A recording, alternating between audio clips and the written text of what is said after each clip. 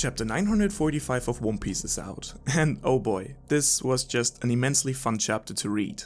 I think by now it's pretty safe to say that we are right in the climax of the second act of Wano, and just reading the title got me excited this week. But let's start at the beginning. We pick up with the events at the Flower Capital, where Shogun Orochi is fleeing the scene back to his palace. He orders his men to execute anyone that has sided with Yasu, including the bystanders that had cheered and mourned for him. We can see them becoming quiet immediately after hearing that. Orochi once again shows us how quickly he jumps to extremes, calling for the heads of everyone that annoy him in the slightest. The more we get to see of the Shogun, the more he reminds me of Spandam from Enies Lobby, just with an unjustifiably badass devil fruit. I still haven't given up completely on the hope that there might be a little bit more to the Shogun than he shows us, but for right now he really seems to be a weak leader for very strong fighters. While Orochi is getting away, Zoro tries to follow him, but is still being kept by Kyoshiro. While we all might be a little bit surprised that Kyoshiro is still able to spar with Zoro on an equal level, his men seem to be surprised that Zoro can spar with Kyoshiro as well. I feel like this shows us how strong and skilled Kyoshiro must be. I'm a little bit frustrated with Zoro having to go into this fight nerfed again, having been heavily wounded and missing one of his swords once more. That doesn't mean I'm frustrated with Oda writing it that way, cause I actually always see it as an interesting handicap for Zoro. But just as a reader and a fan, I obviously want Zoro to show his true strength. For all of you who are worried now that we will never get to see Zoro to go full out again, I'm 100% certain that Zoro will not only show us his true colors this arc, but most likely will even have to overcome his limits as well. While the two samurai continue their clash between Orochi and the plaza, the Shogun's ninja squad has arrived at the scene.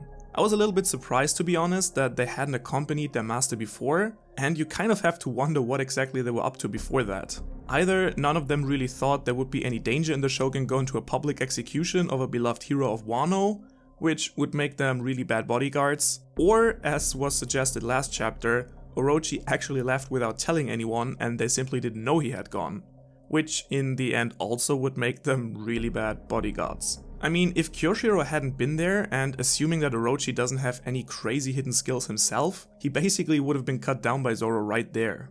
Anyway, the squad's leader Fukurokuju steps forward and shows us the bounty posters of all the Straw Hats. Finally, it seems the Shogun's people are aware that the Straw Hat crew has come to Wano. Apparently, the one who gave this information to Fukurokuju was Hawkins. Last chapter, you might remember I said that he might not be acting out in the open too much because he might be biding his time and possibly side with the Alliance in the end. And while I still don't think that this option is from the table, he definitely proved in this chapter that he's not simply standing by and letting the Alliance do what they want. But more of that in a bit. Fukurokuju now orders his men to capture at least one of the Straw Hats in order to interrogate them. And after all that foreshadowing we got from Nami and Usopp about capture and torture, as well as the reputation of the Shogun's men and the Beast Pirates, I would be very, very surprised if all of the Straw Hats would be able to leave this place together. I feel like the chances that one of the crew will get captured are insanely high now, and I think it would make a very neat ending for the second act if Luffy broke out of prison, the Straw Hats and Law managed to break out the prisoners and flee the capital, but one of them gets captured by the Shogun's men. I think this would conclude the two prison breaks in the act, while also immediately setting high stakes for the next one. While the ninjas are also getting mixed up in the brawl as well, Sanji entrusts Toko to Usopp in order to focus on his fight with Drake. While Usopp appears to be obviously scared by the situation, I love how reliable he is in this situation. Without a second thought, he takes Toko, tells Sanji to leave it to him, and takes it upon himself to protect the girl and get her out of the capital. Of course, he is immediately pursued by the Shogun's men. And while I truly hope that Usopp manages to get Toko out of the capital, he also is one of the major candidates to get captured by the enemy. So let's see how he'll manage things. Meanwhile, we got a whole page of fight between Sanji and Drake, who not only is insanely strong in his Zoan form, but also seems to be surprisingly agile, knocking Sanji out of the air with his tail. He then though makes the mistake of calling Sanji by his family name, which gets Sanji fired up.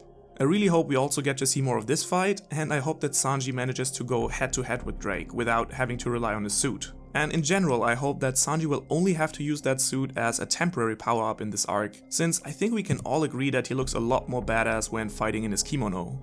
While Sanji goes head to head with one of the supernovas, who by the way is also a giant dinosaur, we next get some action from Brook, who we haven't seen doing too much over the course of this arc so far, but he takes on several of the ninjas in order to protect Hiyori, who tries to flee the capital as well. Some of the ninjas immediately follow her and start closing in on her. Sanji sees this and tries to go and rescue her, but is being held up by Drake. At that moment, he has to witness how Zoro jumps in and protects Hiyori once again, swiping her up from the ground and starting to flee with her as well. This of course leads to a bunch of questions. I wonder what happened to Kyoshiro and their fight. Did Zoro defeat him? Did he run away? Or did something else happen? And I wonder when Zoro started to become so considerate as to run away from a fight in order to protect someone. In my mind, that speaks for the man's development, but I didn't expect it to happen. And most importantly, Sanji asks himself why that beautiful lady is with Zoro instead of him, which I can answer. It's clearly the top knot. The last confrontation we get in the capital is between Hawkins and Law. It turns out that Hawkins had actually stayed out of the fight just to wait for Law to show himself. And the encounter of the two of them promises to be more than entertaining, because it gets very clear that we have two very smart characters facing each other here. While Law had been scheming and biding his time to step in, Hawkins had already made preparations for this. Not only did he take Beppo to another location in order to make Law's life a lot harder, but he also used 3 of his men as his puppets. This is a truly frightening way to fight, since he basically has the opportunity to hurt any of Law's crew by inflicting damage to himself. Plus, Law can't simply take him out without having to kill his own men first. Hawkins therefore does not only seem to rely on his cards, but also has brains. This confrontation between him and Law will be most interesting to see. And I wonder if Law will find a way out of this dilemma, or if Hawkins will in the end blackmail him into betraying the alliance. Our next stop in this chapter is Curry, where Kinemon has apparently opened up to Shutenmaru that he was the one to set fire to Atamayama in order to bring them on their side. After apologizing to Shutenmaru, he leads Kinemon and Inuarashi away in order to show them something. I'm not gonna lie, I really want to know what it is. What a mean tease from Oda here, but at the same time I'm kind of relieved that Kinemon came clean with Shutenmaru already. I think a conflict at a later point in time about that would have broken the flow of the story. But now, finally, let's get back to Udon Prison, where finally Big Mom has broken through the gates and entered the courtyard. First of all, I want to say that I love that panel, with her towering over the beast pirates. It just looks amazing and it really made me grin. Secondly, the reaction of Queen and Luffy are hilarious and exactly what I wanted to see from the both of them. What happens next is simply amazing. It turns out that while Big Mom is indeed heavily craving the Shiroko, she has in no way lost her mind yet. She can smell that there is some Shiroko here and calls in Tama in order to share it with her. She actually remembers that Tama wanted to have some too and is willing to share it with her. I couldn't help but find this heartwarming in some way. Meanwhile, Chopper can't believe his luck and is perplexed that his lie didn't get exposed. And Kiku finally seems to have realized how strong and dangerous Big Mom actually is and tells Tama and Momonosuke to hide, since she's aware that Queen is guarding the prison. She only continues to take Chopper with her to help Luffy, who still can't believe he somehow ended up as the leader of this whole group. But at this point, I really have to say that Chopper did an amazing job. Actually getting Big Mom and the others here and managing everything the way he did, I think he really proved his worth here. Also, I think Wano should be the perfect spot for Chopper to show and learn more about his own Devil Fruit Zone powers. Now, Big Mom confronts Queen with the Oshiroko. She asks Queen to bring it to her and tells him that she wants to eat a lot of it. Apparently, Queen also is a true food lover because at that moment he kind of forgets that he's facing a Yonko, someone who stands head to head with his captain, and he starts transforming into his Zone form. While there was a lot of speculation about Queen's Devil Fruit, the chances were always very high that he would also be an ancient Zone type, going with the theme of Kaido's All-Stars. His fruit is the Dragon Fruit model Brachiosaurus. And while I truly believe that his Zone fruit looks amazing and I like the design a lot, I also kind of would have liked to see an all-star with a non-ancient Zone type fruit. But it is what it is, I'm not complaining, it still looks amazing.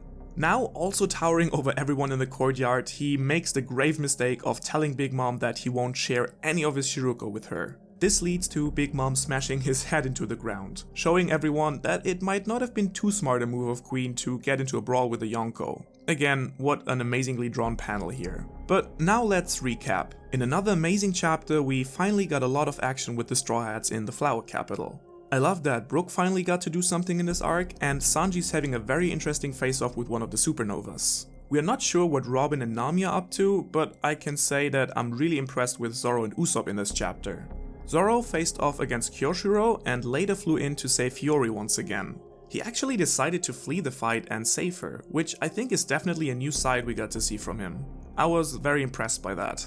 Meanwhile, Usopp took on the responsibility to protect and save Toko, and even though he's obviously afraid, he once again managed to overcome his fear and stepped in to take her from Sanji without a second thought. Way to go, Usopp. I'm kind of afraid for his safety though, since not only did Fukurokuju order his men to capture one of the Straw Hats, but also since there was a lot of foreshadowing for this. Nami, of course, is another very likely candidate for this to happen. At the same time, we got to see Law facing up with Hawkins, who has taken Beppo and 2 others of Law's crew hostage by making them his extra lives. I'm curious to see how things will play out between the 2 of them as well. Back in Kuri, Kinemon and Inuarashi came clear with Shutenmaru, who now apparently has joined their cause for good and is heading off with them to show them a secret. I really want to know what it is, but I guess we'll find out sooner or later. Finally, we got the arrival of Big Mom in Udon Prison. What to say, guys, I'm so damn happy how this turned out so far. While she's craving her Shiruko and has slam dunked a Brachiosaurus queen into the ground, she also hasn't lost her mind and actually called in Tama to share the Shiruko with her. I'm so damn curious how things will turn out, and of course I can't wait to see what Luffy will do. He was obviously shocked to see her there at first, but now that he sees Big Mom taking down Queen and helping him and his friends escape, I wonder how he will react. Also, he seems very intent on saving Kid and Killer from drowning. I think we can now count on Chopper, Kiku, Raizo and maybe even Kawamatsu to step in and help them. All in all, guys, what should I say? I think we are still on a streak of strong chapters here. I'm so damn excited to read every new chapter lately, and I really like the way things are going so far. No complaints from my side here. But now let me know your thoughts in the comments below. If you liked this video, don't forget to like, share and subscribe to be notified for any future content of mine. Or dislike, don't share and unsubscribe. It's a free world, people. I hope to see you around next time, and until then, have a great week.